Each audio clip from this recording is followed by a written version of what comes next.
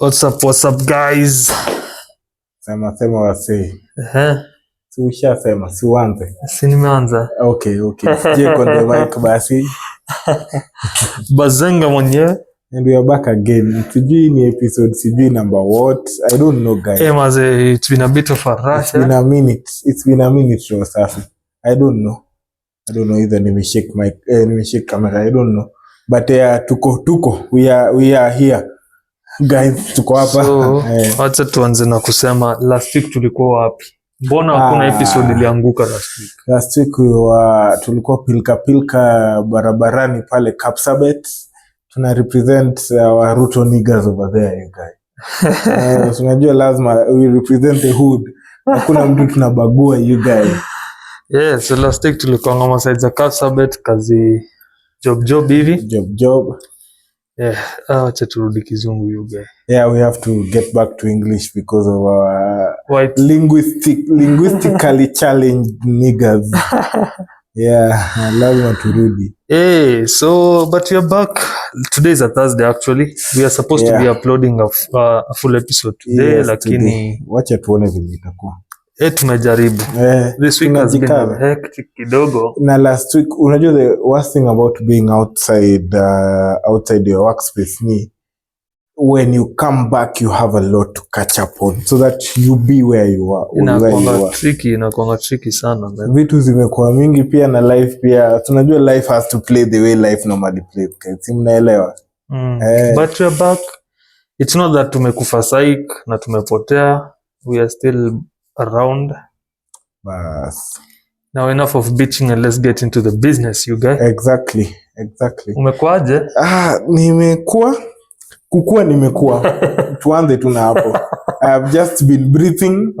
Yeah, I'm here at the end of the day. That's what matters. Mental health, physical health, financial. Physical health. Tunakumbuka nilikuchapia tukiwa pale pilka za kuelekea Kapsabet, nilikwambia this year nataka kukimbia marathon. It's mimi making my New Year's resolution on my birthday. So my birthday is coming up, so najua this year and every other year lazima nikimbie at least one marathon. Na si ati naenda 42 kilometers, mimi si Kipchoge, I'm not trying at what no. Naenda to 10 kilometers. Naanza hapo. I might change my goals later in life, but naanza hapo. So otherwise nimekuwa nikijichocha tu here and there. How about you, mzee? Mimi nimekuwa, there was that submission of my project I was supposed to do today. You know, that's like a record-breaking submission for me. I've done it in 3 days, you guys. God damn. Sleepless nights and then pressure as a family, you guys. The life, you guys. Family was just about unifying me properly. But you know, you told me that story that time na nikakuelewa sana because such is life, you guys. Maze. No, whatever you're telling me that time nakumbuka nikisema hata me have felt such kind of pressure in my life. At some point. No, and I told you this, it reaches a point whereby as a man unaanza kupepea. That unajua ni plateau benye ndege huwa ina take off. Just before it takes off, kuna venye there are some unforeseeable factors. But it is what it is. You are here right now. Bora uhai. As long as you are still breathing, you'll wake up tomorrow and do the goddamn fucking job. Yeah, man. At the end of the day. Kitu ingine, nimechukua collection of masks. Umjaona, ndo nilikuwa niseme. Nilikuwa nangojea ukose useme. Umjaona amechange mask ni maraia. Yes, I have a new collection of masks for you guys. There was someone who said they don't want to use a mask, but I bought others. It's not one, it's not twice. I see once, I see twice. That's you guys. And even when mtaona tu zikitokeleza. You guys. Watch this face. Put some investment into that shit, man. Watch this face. Good work, man. Good work. At least hata umejichocha kivyako. Ndio. Mazi venye inafaa. How about life in general? Uliweza kuamsha bike yako? Unajua hujaambia wase. Bike iko you guys. The booster one. Bike iko. Nilisema tumeamsha battery, tulitengeneza C4 hapa. Haujawaambia how far umeigurumisha. Imegurumisha C4 inafanya vizuri. Exactly. Hawajui the information. Yeah, so it's been close to 2 weeks. Yeah. Hey. My bike is up. We undad, like we made a birthday pack nicknamed C4 in the office. Tuliaisha hata tunge take video you guys tuonyeshe. So snippets ya shots pale. Making your own C4 at home. Hiyo ndio ingekuwa title. Yeah. So we've it's up and running. There's just a few things up and apart, but yeah, tuko fiti. Malizia deni ya bike what not. Sasa there was something I was thinking of before we get into it. You see, last week we had gone for a trip. What about we start making some vlogs for these guys? For instance, tukikuwa on a trip, you know, we can't really produce because vitu ni mingi. There are a lot of moving parts. So let's say we are driving, we are doing whatever we are doing. Why not do a sort of a vlog for these guys? What do you think? Itabidi nijue driving ndo ukishikilia kamera. I don't trust you with those masks you guys. Hautakuwa unaona njia. Itakuwa tu blunder for me you guys. Actually hizi masks mpya, the cutouts are quite precise. Naona iko snag imekufit you guys. Ni kama a silicone mask umevaa. Imekuwa like the cutouts are quite precise. Shout out to Alibaba you guys.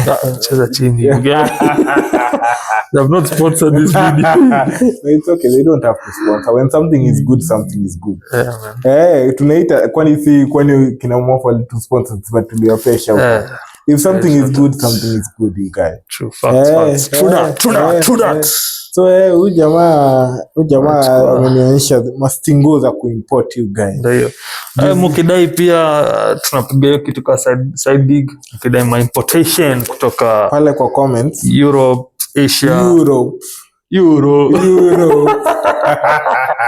It's an inside joke. Izeni amwezi elewa. Europe, Asia, Africa. Whatever man, wherever. China, Asia, South America, hata mkidai kwa kina umse bado tuko nazo. Tuko nazo you guys. Tuko nazo. Ujanja ya kuleta vitu hatuwezi kosa. Si ni you tell us what you want. Wiki kadhaa tutawahuka pea. Kwani ni kitu itatushinda? It can't. Hakuna mkate ngumu mbele ya chai. He's saying there's no hard bread in front of tea. There is no let's switch back to English. There is no hard bread in front of tea. I don't know. Guys, hakuna mkate ngumu mbele ya chai. That's what I'm saying. Alrighty. Sawa. Get into it, man. Yeah, let's get into it. Mimi nataka tuanze na the elephant in the room, you guys. Tell me. I know we are a bit late with all of this, but let's talk about Rigathi and Obina there. You know there are so many elephants today, you guys. Because time has passed. The biggest issue, and I love the way Mwaf normally does it. It's like he's on Twitter and I check too. Akiona tu yes too, and I tend to think that his too is next to where he lives. Exactly. So anatoka tu shoop anaingias too, and I think that's why it's easier for him than most people. But you see, all those for us, tuna make two excuses. If you want to do it, we'll do it. And we've talked about it, hiyo kitu ya kushoot hata kama ni online. And we've talked about it, ni venye tu vitu zinakuwa mingi. And we don't have funds to, even our camera right now, you guys have seen the way it's disturbing us. Lack of fun. Nakumbuka, histo tulikuwa tunasomanga reasons why communities failed. Lack of, it wasn't funds, I can't remember the word. Lack of resources, lack of nini. Lack of, that was the main thing. And that's the thing that inatusumbua saizi. So itabidi tu umeelewa, but we'll try. Sijui tuweke till you guys yuanze kuchanga you guys. Not yet. Let's keep them. Kuna kiburi na tuko na 20 subscribers. No, wacha wafike 100 hata angalau. Tuone hata mtu mmoja atoe. There was another day, I think I told you this story. Kuna jamaa fulani anaitwa Flex, something Flex. He normally appears in my feeds ya YouTube. He does live. You guy, he was begging for these chums, you guy, from guys who are the guys who are watching. Ati unaona guys tuko base, tunataka kushika jaba. Chwani, yani kitu yote tutuma tu. Itasaidia. You guys, I sent Chwani, they didn't even give me a shout out. I was so heartbroken, you guys. I was so fucking heartbroken. I hope I'll not be like that guy who doesn't appreciate everything. Because we have to shout out. Alafu unajua chwani goes a long way, you guys. You know in our life and in our economy. Life. Okay, hey, it goes a long fucking way. So ni sawa to flex, just stay there with the guys from Maju who give you 1,000. I think my chwani, I'll just stay with it in my pocket. It's okay. I'll not feel bad anymore. Hata nimeacha kusikia vibaya flex. So let's back to the topic. Yeah, back to the topic. Hey, you guys, what did you think of that video? Guys, by the way, you can go and watch that video. It's for what's this Obina's channel. He did a live with future President Rigathi himself. Future wapi, you guys? I'm voting for him. Future, where will he be in the house, you guys? He's nowhere on the ballot. Where will you vote? How will you vote? I know that's you are a Ruto fan. You are a psycho fan, you guys. You are a psycho fan, you guys. I can't. Ruto, I can't. But I like being realistic in life. That guy was impeached. True. How is he coming back on the ballot? We talked about Titimas, you guys. We talked about Titimas and the way he killed people and is just driving his chopper in this rain. You see, he was not impeached, you guys. He killed someone. But he was not impeached. Okay, impeachment is something different. It's like the court has ruled that you're gone. Like, okay. Unless that impeachment is reversed. Rigathi, this guy is just trying to frustrate our political party.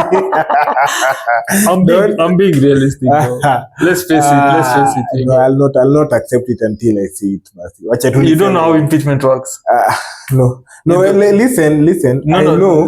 I know how the law works, but does it mean that the law will always be followed to the letter? I'm just asking. No, you see, let me ask you one thing.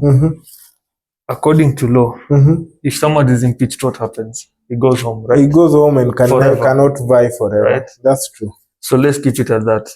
There's no, like, you can't say, let's follow the law unless miracles happen. I believe miracles do exist, you guys. If they happen, it's sour. Pastor Dorcas is there in the altar playing. Praying, sorry guys. Playing guitar. To a goat, you guys, to a mbuzi. you know. So, Pastor Dorcas is there praying. We hope that all the best, lakini, the way things are, if you're looking at it from a realistic point of view, once he's been impeached, he's been impeached. Right? Okay, so maybe you tell me someone from his party comes up and says, I'm vying for presidency, and you vote for that person because it's his party. And I asked you the other time, if he knows and is being advised by his lawyers that truly hapa mzee hawezi endelea. Hapa ni chocha. So what is the purpose of him opening a political party? I asked you, so tell this guy. Yeah, so from what I see, it's one of those ways to collect pesa, you see. Now, okay, he's the hottest topic in town right now. For sure, for cheesy. Let's say you want to vie for MCA. He has the voice, he has the guys in his hand, right? Yes. Or governorship for that matter. You want to vie for governor Nairobi. You don't know anyone, right? You'll go to Rigathi, he'll tell you, okay, I want 5 million, I put you on mine. And unajua, in this case and scenario is, if you have Rigathi's logo under next to your name, for sure you're you see, so it's like Kwanza pale Murima, you guys. You see, so now you say that you're going for Nairobi governorship. He'll tell you, I want 5M from you, I'm at 10M. I'll push your name, right? Okay. You give out the money. He just gets the wealth. He's like, from me, what I see, it's just like him trying to get wealthy out of this whole thing. He's just pushing sort of the narrative that I will run for presidency. But when the time comes, he'll say it's not me, it's this guy who's from my. So who do you think Rigathi will endorse? Okay, so he is the party leader. Yes. Who is the deputy party leader or some shit like that? Some nondescript nigga over there. No, it's not nondescript. It's Malala. Shit. You've not seen any of the party? Same shit. So I heard it's Malala. Yeah. But it doesn't matter. You're saying Maziwa Mala? Or I just want to get it clearly. So Malala, Cleophas Malala. Okay. Cleophas Malala. Yeah. So there was a time you saw Kina, what's his name? Morara. Kebaso. He had gone to handshake with Rigathi. Really? Mother Karua had gone to Rigathi. Really? Who is this guy? Is it Mudavadi? No, it's not Mudavadi. No, it's not him. Kalonzo was with Rig. I don't know. I'm not into political, the political as much. But that's how it is. So he will come up with someone who will represent, what's his party's name? DPC? Whatever, man. You don't even party. know. It's my party. You don't just know it's my party. It's called Rigathi Gachagua. Tell me. What? DPC. It's called DPC. DPC. I think something like that. Democratic People's Party. What the fuck is I don't know. So, but I remember the logo. I remember the logo, guys. I hear you. I hear you. I see you. I feel you. Yes, bana welikuwa. Sawa bana. Sawa bana. I hear you. I feel you. I feel you. That's what we should be telling to our customers. If you guys don't get the Sawa bana joke, either one fine day we'll upload it when you have an editor. Or someone who can edit and put that video inside. The editor will do that for us, right? They can even post that, but this is our shit and put here. Whatever, man, yeah. That editing shit is cool, you guys. If you've never been in trying to upload content and shit, that editing shit is cool, you guys. But so what do you think about that? What did you think about the interview? I felt like Rigathi was spitting facts. I found myself laughing, you guys. Laughter for like I was a baby, you guys. He's an honest man. He's an honest. That's true. He's a truthful man. I sort of tend to believe. I don't know. I tend to believe that he tries to be honest, but you can only be honest up to some point. Yeah, for me, I feel all fucking politicians are assholes, man. Fuck all of you. Pale Kajitombe, all of Kajitombe, you guys. But you can sponsor us. We don't mind this. There are no truthful leaders, especially in Africa, you guys. Traore, what are you saying? Traore is not is the president of Africa. I would bang this table, but it would shake the camera. You got that fucking right. You see what Ramaphosa did? He was in US, Jana Majuzi. He's telling Trump, Atipole, I don't have the money to give you a plane, you guys. He's sucking Trump's dick, you guys. No, that I feel like you can suck dick in a more whatever. Trump was, imagine you guys, that interview was so embarrassing, that meeting was so embarrassing. Trump is telling him that your guys are killing farmers, the whites, SA and whatnot. He's just there trying to defend you guys. Trump is showing him videos of Malema talking shit about whites, you guys. Malema speaks the shit, you guys. But that guy is just there sucking dick. And bro, I would have fucking walked away from that interview and like, fuck this shit, man. Walk out of the table. But Ramaphosa is a motherfucker. He's trying to suck Trump's dick, man. Ramaphosa and that guy of ours, I don't want to mention. I don't know what's happening, but there's a certain wave in Africa that's like, it's not a good wave. Because going to TZ also. You see what's happening in TZ? I remember. TZ. They're licking that lady's that thing. For you want to be they're sucking her dick, you guys. They're on the titties, you guys. To the chin, you guys. Play on the floor, you guys. Play on the floor, not even the ground, you guys. The floor, you guys. Hey, what you do? I'm sorry, guys. I went hard there for a second. But they're doing that thing. I know, man. To Samia Suluhu, it's just that someone hacked her account, you guys. Was it her account? The Tanzania police account? I heard it was the Tanzania police account that posted that she's dead, you guys. She's dead, god damn. But that's a good prank, you guys. But they've banned X, Really? They've banned X in TZ. And you guys are continuing to defend her? And she's continuously limiting your rights to the internet? Are you fucking kidding me? Kaka mbona wasema hivyo? I know you have some vested interest with the guys from TZ, but are you fucking kidding me? It's tough. Let me tell you something. What do you think can happen if Ruto decides to shut off Twitter? Bro, we are Kenya, bro. We are fucking Kenya, man. You see this rain outside here right now? We'll go and fucking. Does that matter? When it washes out the tear gas, you guys. Unacheza nini? You see, I feel in like direct East Africa, which is Kenya, TZ, and UG. Out of all the three countries, I feel Kenya's we are like way ahead. Yeah. When it comes to everything like tech, when it comes to everything, and we are a bit faster, like this, right?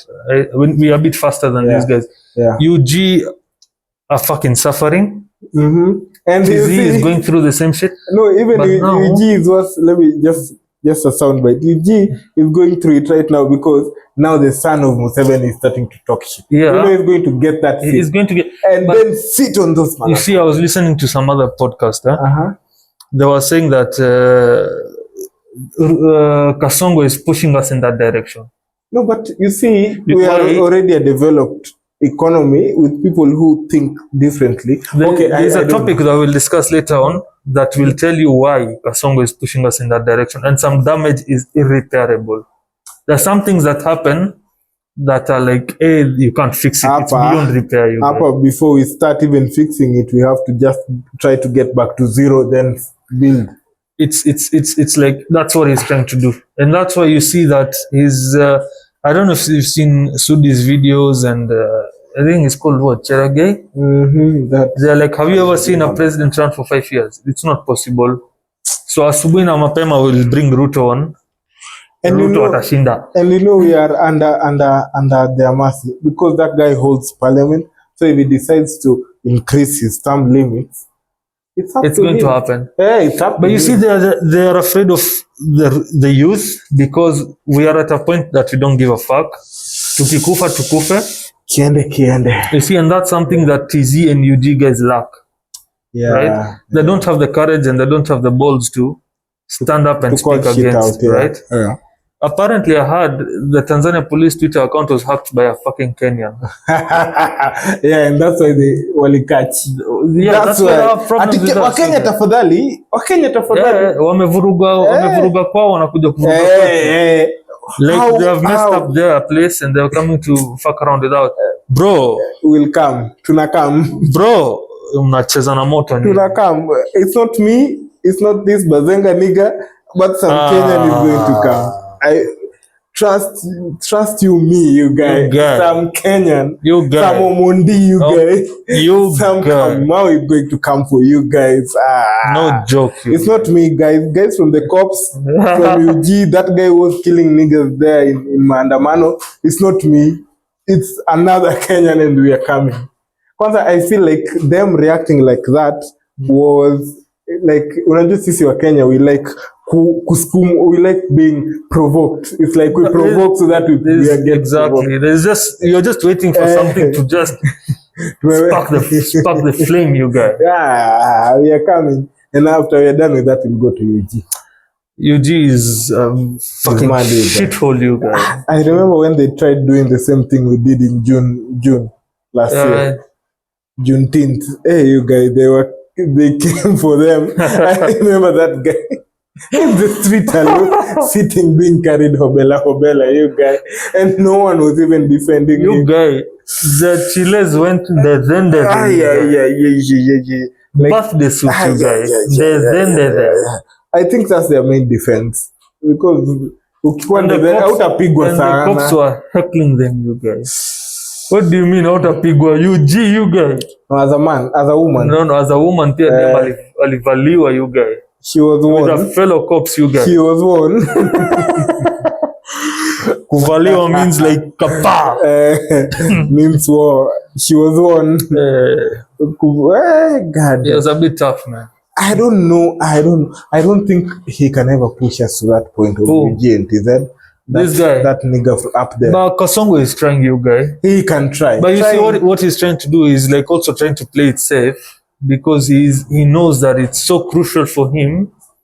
If he fucks up some way, it can blow up. Yeah, see, that's why he was you remember during the Maandamano times, he was all over the place with his feelings. Exactly. So now what I feel like is itafika, from my aspect, is like once it gets to election period, once elections happen, he will do whatever it takes. Now that time he'll not give a fuck. Whatever happens. Hiyo ndo PV sasa. Yeah, so now he'll do whatever it takes to stay in power. You see, that makes me sad because we'll not accept him winning and we know for sure he's not won. Unajua kuna ile design yenye, if they steal, let's say if they steal and then ikwe balance na hata amepata vote kidogo Kikuyu kutoka kwa Wakale, if it makes sense, I think guys watatulia. But ikwe ati guys from Kina Rigathi side are voting for him overwhelmingly. But it can't happen. So no, it won't happen. Why? Why? Because itaka. You see, they'll play it. You see, in Kenya, it's not the first time elections are being stolen. Yeah, these guys have the blueprint. It's not how to do this. See once, right? See twice. It's not right? Once and it's exactly, not fucking twice. So they'll know what to do. They'll know the cards to play, whatever it takes. All I'm saying is, I hope he plays his cards the right way. Isikwe a fucking fuck you to our face. You know, there are situations whereby this guy will still blatantly like the. But do you feel that there's any chance of him coming back? I feel like it's sort of inevitable. Why is it inevitable? Like when you look at the country, is there any chance of him coming back? No, there is no chance. What's the percentage of him coming back? Less than 10. So he opened Mkuru kwa jenga house plan. What is it? Tell us. Mkuru what? That thing there. Affordable housing. Yeah, for the cutting from our salaries. Affordable housing. But did you see what happened? There was a time he was sorting out a lady in a kibandaski with electricity. Apparently, ex-DCI, let's call them like that. The youth DCI got into that shit and they were really hunting for like clues and whatnot. So they found out there was a time he was sorting out a mother's kibandaski in somewhere, and it's the same mother who's gotten a house. So they were like the same woman. You're trying to sit down and add 1 + 1. Kwani how lucky is this bitch? How paid doctor you get? Yeah. Kwani who's God is this bitch praising you guys? God is you? Exactly. I want to know right now. You guys, you know how much you normally talk about those things like windfalls, getting like money and money at once too. Yeah. So how would it be that the president of Kenya will give you stima kwako, will give you lights in your own mtaa, and will give you a house in Mkuru, and you are the poster child? I don't know. You know, this shit is just like it's that was a fucking paid actor. And Made, kuni kwako, Made, you're just bullshit, Made. From the behind, kutoka nyuma. You are selling us out like that. This hour. But anyway, I feel very bad about that because I also saw that affordable housing shit, the whole launch, and I was watching it and I was thinking to myself, it has taken him, it's 3 years now to give 1,000 people a house. So yes, how long are we supposed to wait for the 40-something million Kenyans? Okay, let's say half of the Kenyans live below the poverty. We're even being modest. Half of the Kenyans live below the poverty line. Yeah. So what about the other 20 million? Do the math. I'm tired as a person living below the poverty line. I'm tired. There was a post I was seeing. You're poor if you have from 100K to 900K.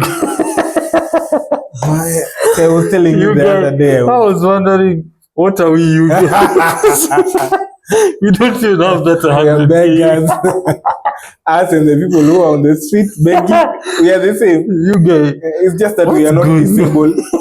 Like me, the way my foot, one foot is longer than the other. I could easily qualify you guys to go and beg. Yeah, man. But anyway, let's see. Oh, It is what it is. It is what it is. But Yeah, I man. just want to finish that story with. Yeah. I honestly feel hopeless about 2027. Yeah.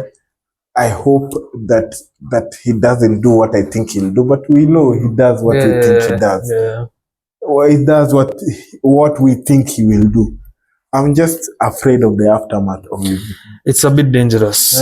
But let's see how it goes. Even the Gigi said in that whatever 2020 207 was a trailer.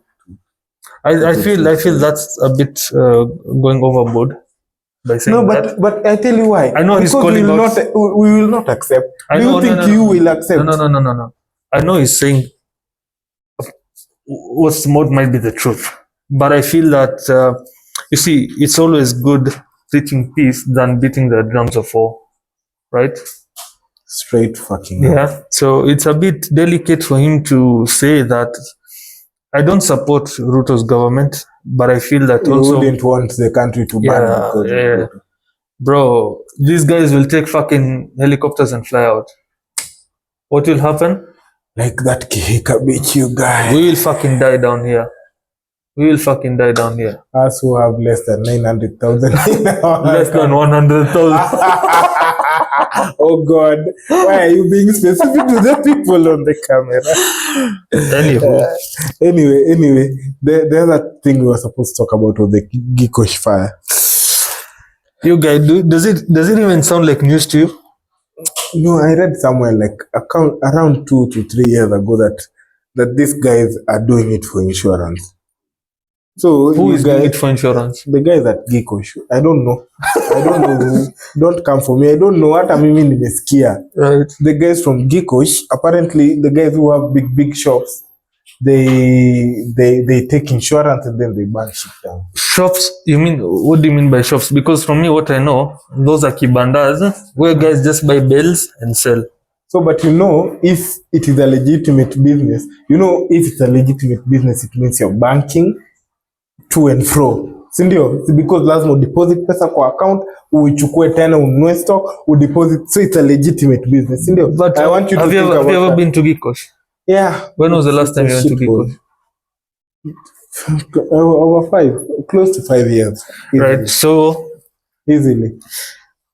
I think it's been like 1 year ago or less. I've been to Gikosh, and it's not like it's surrounded with buildings, right? Okay, on the outskirts, yes. It's just but where the fire comes in is where the bells are stored. Like this is a section of shoes. This place burns down. It's like saying a mama mboga is going to take an insurance for her vegetables. Let me ask you something. Do you know how much one bill is? Around 12 Gs. 21,000. It depends on what you're purchasing. Yes, but 12 to, let's call it 10. Let's put it at a range, 12 to 21,000. Right. Do you know how many people are buying multiple bills of clothes, be it shoes, be it whatever? You'll find someone will have a stock of around 100,000 there. Understood. So, doesn't it make sense? These insurance figures are hungry AF.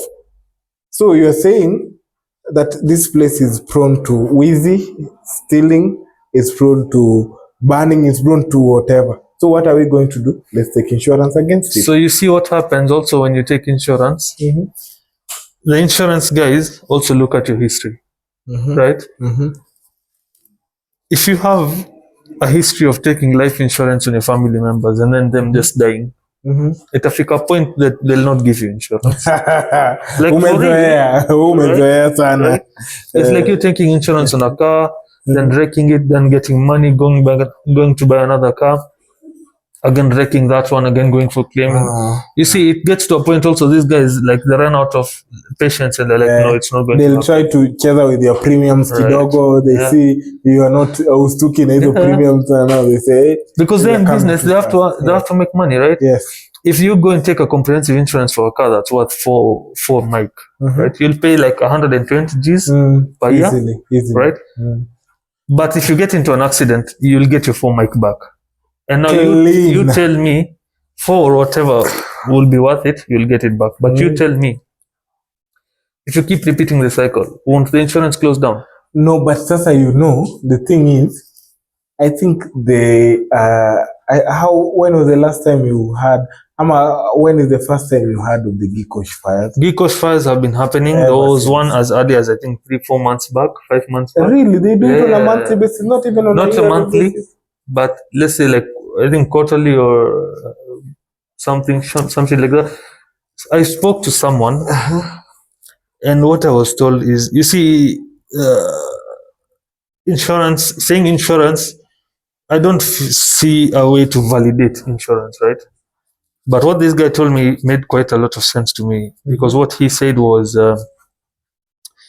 they have been trying to remove the guys from Gikosh time and again from the previous government also, right? From Kibaki's time, they've been trying to kick them out, and these guys just don't budge. Afadhali weke stock yao the same place. Yeah. So they try and ban that. There was a time that it had gotten so bad, people died also, right? I remember. The people died. So what you're fucking telling me that it might be the government that's doing this?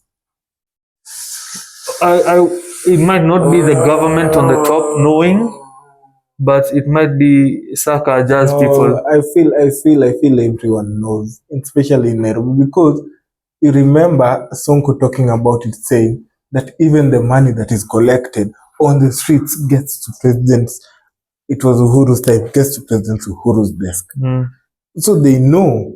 I don't feel like I don't want to absolve them from that shit. Yeah. Because you are very right. Because this Gikosh fires, I've not even heard of Juzi, but I know they have always been there. Yeah. They have always, it's as old as time. I remember. So you see why it makes sense right now. I remember it was some breaking news. I think I was a child. It's been there. I was since high school. See, that's what I'm telling you. Since Kibaki's time, you guys, we've been hearing. These guys don't want to budge, you guys. That's a fucking conspiracy theory right there, you guys. And you're breaking my heart because I've never thought about it like that. These guys have been trying to look at it this way. So many guys have been kicked out. These guys come and demolish, the county guys come and demolish your place. I know, Gikosh has always been an issue. Gikosh, these guys don't move you guys. Because it's premium land. Huku ukiweka maofisi, you'll prosper. You'll fucking prosper. Even put that route of shit of affordable housing. But you see, the thing is that these guys are not earning much money from Gikosh. So they're trying to the margins are not the best. So the county wants to make money out of that land. And that land is very valuable. I know. It's just downtown. It's not that far. Yeah. If they remove the guys from Gikosh, they can clean up the whole place up to E-Market Mudhurwa. Yeah. All that paka huko juu. True. So Sakaja, you guys. Sakaja. Sakaja. You get it? I get it. Sakaja. I was saying this. Kijana. We Sakaja. Tafuta ja. And suck it. That's some sad shit, you guys. Yeah, man. It is what it is. I know. But so let me ask you something before we move on to the next one. If you are a trader there, wewe ni mtu, unajua those guys really get money because all these guys when you're hapa West, you remember the guys were hoodie pale, hapa to Raptor, even the guys who you get, you guys, not you, even the guys who normally sell at not Isili, even Isili, there are some people everywhere, even up to the up country, huko kuma ushago, they go, it's known that Gikosh is the place to go. Na unajua unafika 4 ufungue bell uchague kamera. That's it. It is known kabisa. Yeah. So I don't know kama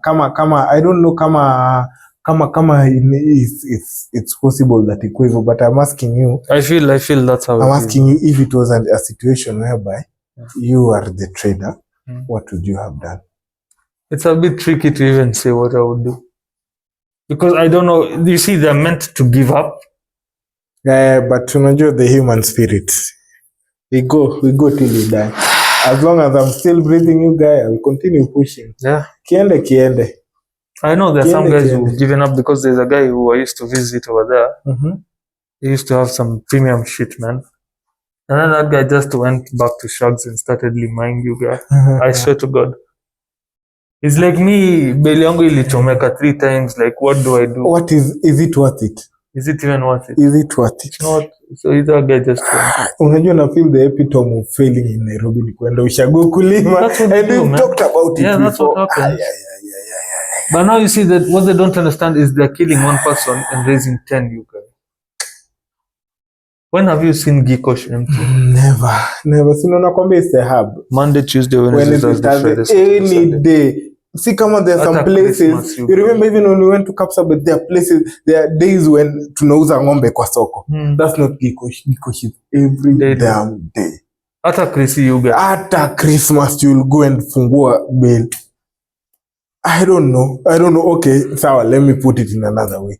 If you are the county government and you're seeing you come into power, you've seen that, this is the government. These guys are not budging. These guys are not budging. What can you... You know what's so simple? You guys start off with one phase. Put up these containers and house these guys over there. But containers, you guys won't cut it. They need a soccer vibes. Listen, that's what I'm saying. Like, if you have like double-story containers all around Gikosh, the guy is paying 3K. He's paying 3K per month for that container. Because even and he has security. Not free. It's not even Gikosh is not free. I understand. But now if he has security over there, he can close his container, he can open his container. Even if it burns, but you guys. Not if it burns. But you see, you're trying to work it out with them. You see, you're trying to get money at the end of the day, and you're also trying to make them let them have their livelihood at the same time. If you would move them, where would you move them to? I wouldn't move them. I feel like moving them is a solution. It's not a solution. I tell you why. These guys have been there for the longest time. And the fact that you see, when you move them, there's a fear that this guy is taking us out from here, kabisa. He will move us here in a shit, and then guys won't come. Exactly. Because and then even over there, he'll fuck us up. So it's like you saying, we will erect stalls for you guys. Move into the stalls. It's security for you guys, and then you can make it like a market. Just go to Gikosh right now. You'll not be able to walk. You won't. Yeah, right? You can't walk. Now imagine you tell me there's like a parking space.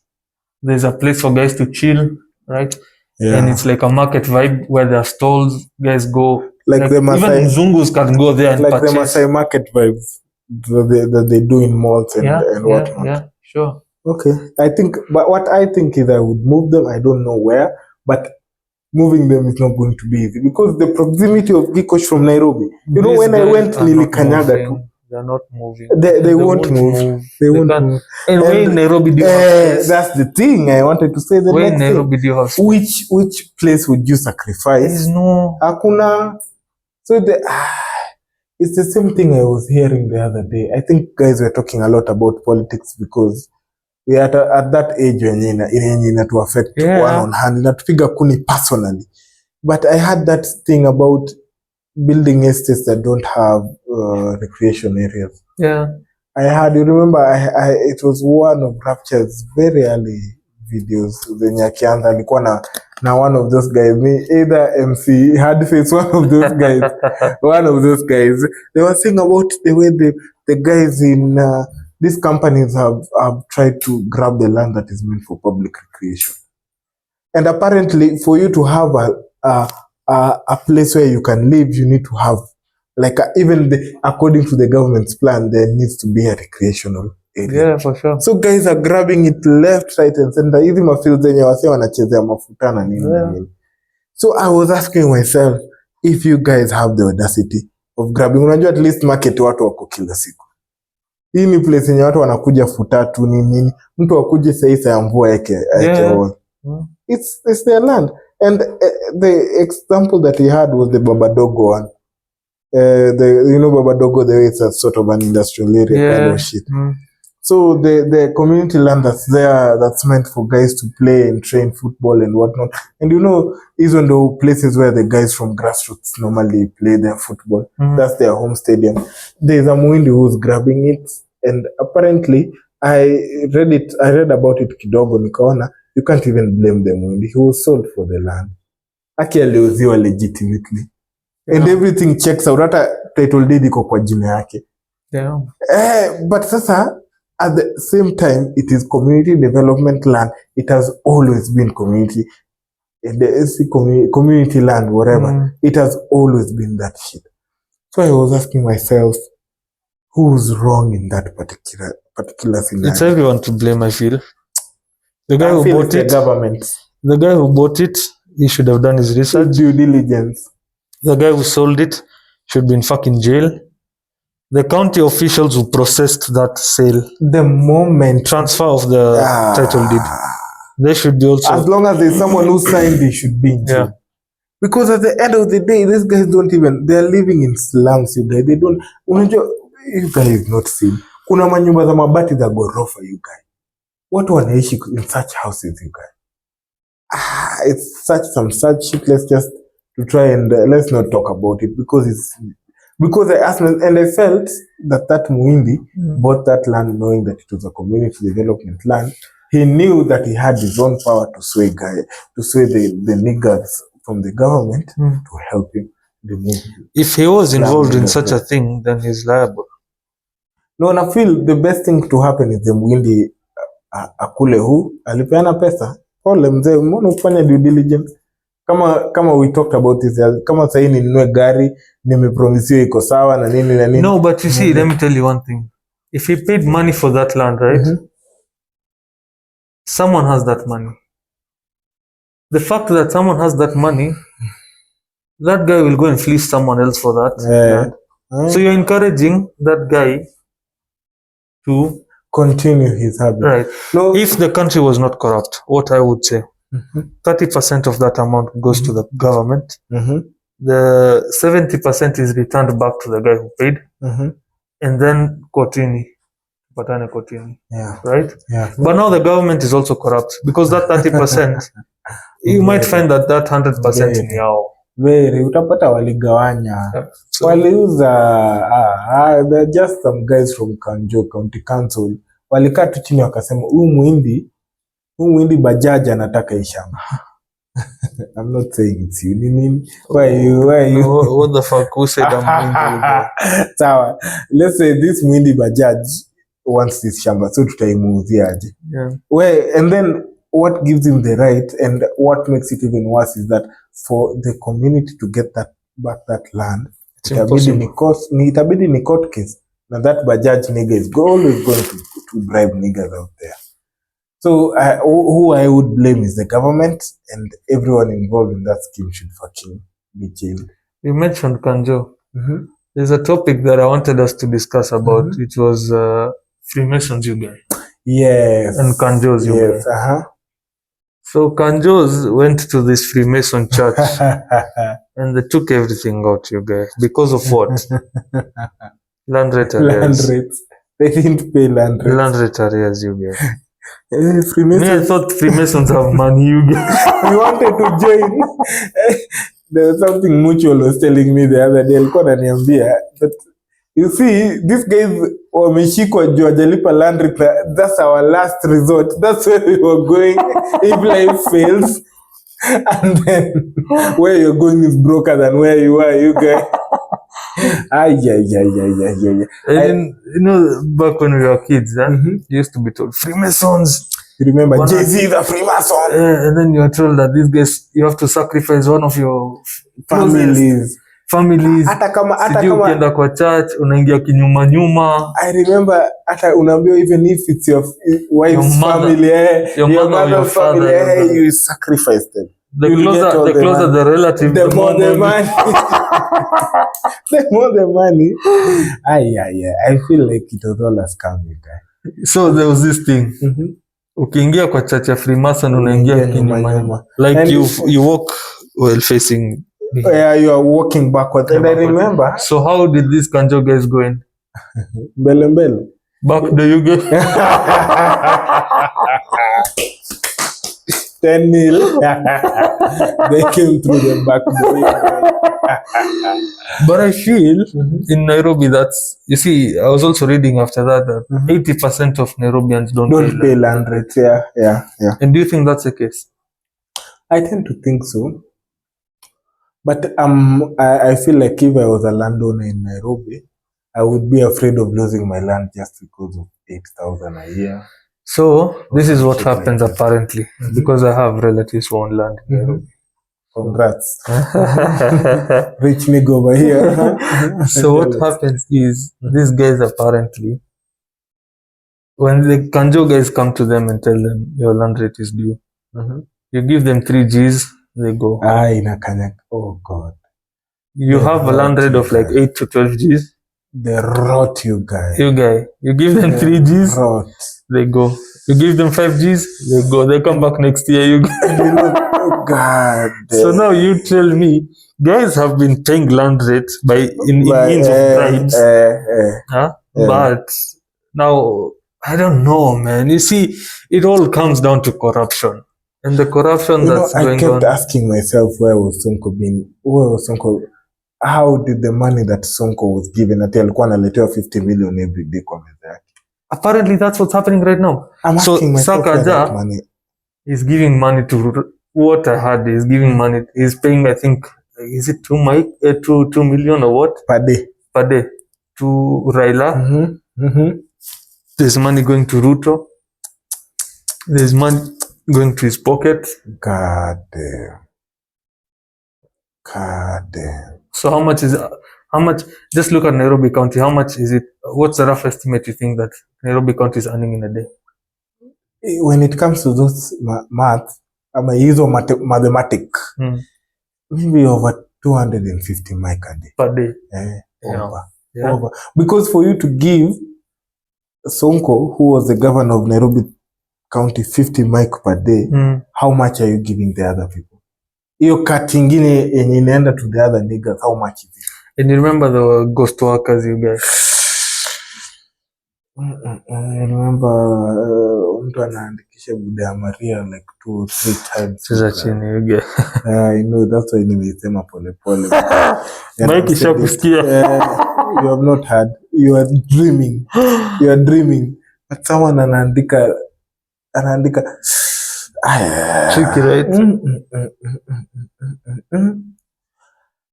Unajua, sometimes when I grew up, I used to feel like I would want to be in this position so that nikule hii pesa. Yeah. But nowadays na feeling like I would want to be in this position so that I clean this shit up. Yeah. Na hizo ndo hata Sonko alikuwa anasema cartels. I don't know. I felt when Uhuru was saying that Nairobi becomes metropolitan and it's not a county, it belongs to the government of Kenya, I sort of resonated with that. Isikuwe power ya one person. Yeah. Unaget, because Nairobi is the capital city of Kenya, and Nairobi is the biggest city in East and Central Africa. I can honestly say that without contradicting myself, because which other city can you think about? Hakuna. When guys want to build, Microsoft wakitafuta place ya set up base in East and Central, it's Nairobi. Yeah. So I don't feel like it's something that should be under the power of one person, like Sakaja.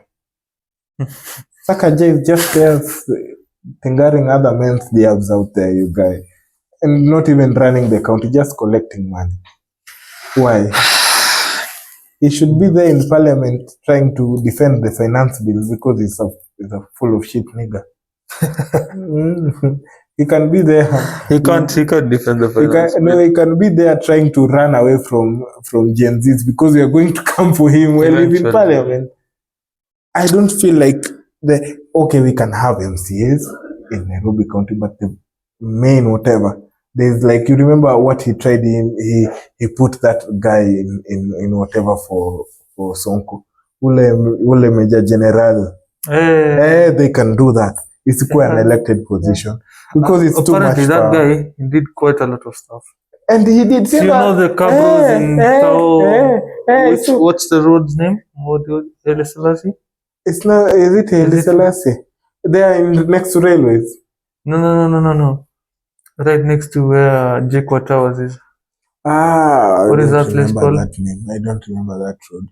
All right. But yeah, he did where GPO is. Yes. Yeah, he covered the whole place. And he did quite a good job. Hata Sonko mwenye tunatetea what can you say Sonko did? Hata kama anasema alikuwa anakuwa stifled, si alikuwa anapea you 50 mic. Well, there was Sonko rescue team doing nothing.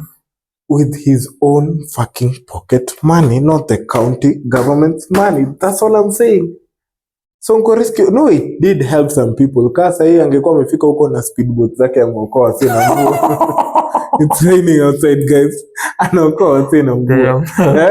But why have speedboats when you can have proper drainage? What's the use of having fucking speedboats? That's the thing I'm fucking saying. Okay, that's the thing I'm saying. Kwa sababu, I don't feel like he really achieved. Yes, he complained about the corruption, but he never did what he was supposed to do with the money that he had. Hata huyo, that nigga who came, that army nigga, he did a lot. Hata alitry kumove. If I think he was still there, watu wangekuwa napandia watatu Uhuru. I know, man. And it is a terminus. Your terminus ni noma. So umeenda ukaicheck. Yeah. It's a fucking ghost town right now, but it's a banger and it's at the right place.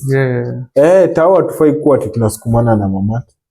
I feel, and that's why you remember when we talked about our mzungu friend, we said that he went to town with a car. Is he sure? That's the thing. He okay? You see, for you, it's central business district. Yes. You are meant to go in and out with a car. With a car. You are not. We don't expect for you to say, "Hey, unaogopa kwenda Luthuli." You are scared to go to Luthuli. You are going to stay to downtown. Wataniibia Said Mira nikiwa ndani ya gari. Imagine. And then the mats squeezing you around. Like it's not. You don't even feel safe.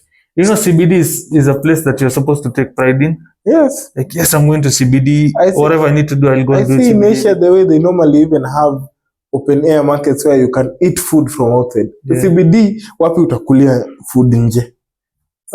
Chocha you guy.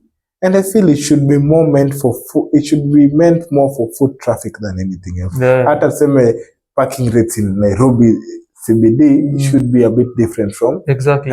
Ndo ikuwe edita watu kuingia na magari, because we just imagine the foot traffic that you normally get when going into CBD. It's hell, you guy. It's hell, but it is what it is. I think hata nimepoteza my train of thought of where we were starting from. Yeah, I feel like we've done how long? We've done almost an hour. Almost an hour, yeah. We started at. We have quite a number of topics to talk about, but we've done an hour, almost an hour. I want us to touch about football, and then congratulations to this guy. This guy was telling me yesterday, you know, we are the people who win cups. You know, we have 22 cups of I don't know what. It seems it wasn't a cup. Yeah, I was just watching the score yesterday. Yeah. 1-0 kichapo cha mbwa, you guy. 1-0 is not kichapo. 1-0 is a fair game. That's all I think. That's all I'm saying. And the other thing I'm saying is, from the moment the match began, I think my nerves just got to me, and that's how I know we normally lose. Okay, the games I don't expect us to win, we normally win. But I feel like I normally know when Manu is coming to lose. So because you guys are not going to be in UEFA next season? We don't even know whether we'll be in Premier League. What do you mean in UEFA? Tungejichocha tufunike all our. You guys have not won anything this season? Us and all, we're on the same side. Arsenal is number 2. Us, we are just number 18. Number 2 from the bottom? We are number 2 from the guys who are not being relegated. That's where we are. Yeah. It's been a bad season for us. I felt like we could have consoled ourselves with the Europa League win, but I feel like it wasn't our time. I think it's better to be realistic with ourselves that things are shit and things are shit. We need to build. Because from the moment I started following Manu. I told you I started following Manu. Guys were calling me Manu. Other niggas were calling me Manu. And then I said, Manu, that's a football club. Those are my guys. And from that time, when I was just a little child, I didn't even understand. I don't remember when we were number 18.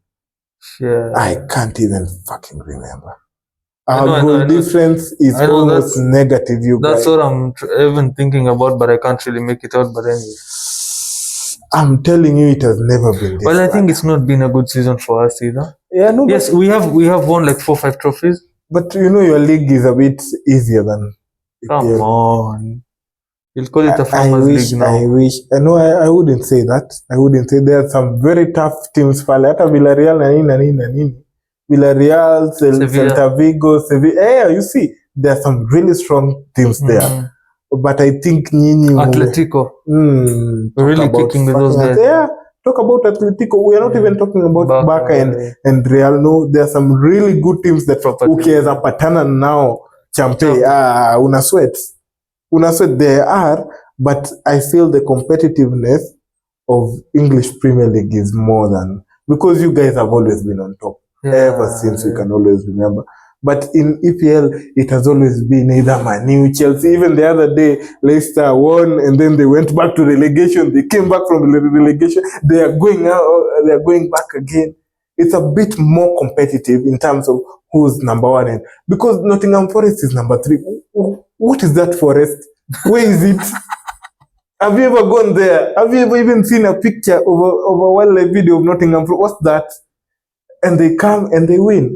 I feel like it's a bit more, and I'm not saying that La Liga is bad, it's worse. I'm just saying competitive nature. And that's why you'll find Manu tuna slack. Look at us, number fucking 18 or 17. Yeah. Who knows? Who's looking at page 2 of the Premier League table? That sucks. I feel like it was a wake-up call for us, but I feel like from the beginning, I sensed it. I was with Mama that time.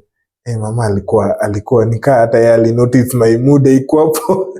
Nilikuwa nimeanza kustress. It was the goal came in just before half time. I know, man. For 2 minutes. Yeah. I hate those goals, but that's where we normally excel in. So I knew that there's a chance of us coming back, but I was not confident. Yeah. You know, like the semi, what is it called? The semi-finals. The semi-finals, I was very confident, and we really represented. It only takes us 3 to 5 minutes to turn over the game and win. But this game, and I started watching from the 60-something minute. When I watch first half, you guys know how Manu can do to your heart. You guys, it can break you guys.